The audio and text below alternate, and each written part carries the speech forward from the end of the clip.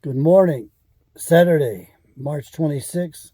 This is an open letter to Mrs. Kari Lake, the gubernatorial candidate for governor in the state of Arizona.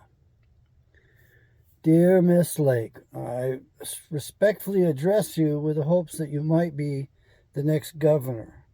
However, I'm putting this out there, and your competition's running a lot of heavy ads.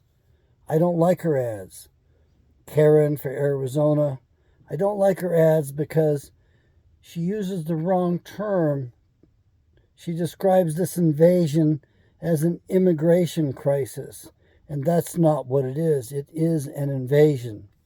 It should be labeled as such. And she's making a mistake. She wants to put our federally approved National Guard on the board with the latest in technology. I think we need to restore the militias. And the problem the state of Arizona has is that Arizona's never had a militia. The closest thing would have been Wyatt Earp with Doc Holliday. But Arizona does not have a militia as part of its state constitution. There's no charter for it. And militias were both state under the governor, and they were also private individuals that acted independently of the governor. We need to return to both types of militias in Arizona to defend that border.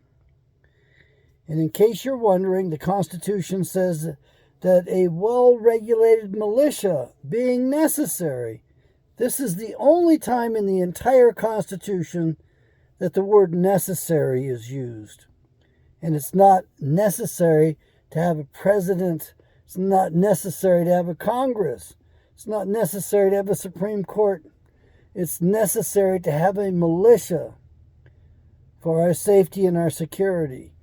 We were deprived of our militias before Arizona became a state in 1912. The Dick Act of 1902, officially called the Militia Efficiency Act of 1902, did away with our militias, and we got suckered into it upon the promise that we would never lose our Second Amendment rights. We already have that in the Constitution. We didn't need to go for that. It was a sucker punch. It was a bad move. Arizona needs to have militias, and I mean plural. Militias are to be well organized, which means a man is not acting on his own. He's acting under the authority of his superiors. And perhaps he has someone underneath his authority as well.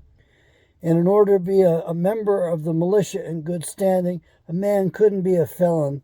He had to be a citizen with all of his rights. And a man wanted to be in good standing with the militia. A man was required, every able-bodied man in most of the states, from which I came from, one of the original 13 colonies, you had to have 200 rounds of ball, so much of a powder. You had to have a short sword, a pistol, and a long gun, a long rifle. Oh, and you provide it yourself. So the state doesn't have to pay anything to get a militia going. Those boys will arm themselves and they'll get their own ammunition. You don't have to worry about it. It won't put a dent in your state's budget. But you got to have it. Because the militia is tasked with two specific tasks according to the Constitution. Number one, quell insurrections. We've almost had that recently, including some burns in Arizona from the last bunch of, I'm trying to watch my language here. The other task is to defend our borders. So when the federal government tries to sue the state of Arizona for enforcing its laws, tries to sue the state of Arizona for having a militia, or tries to prosecute militia members, they're going to have a rough time because it will go all the way to the Supreme Court.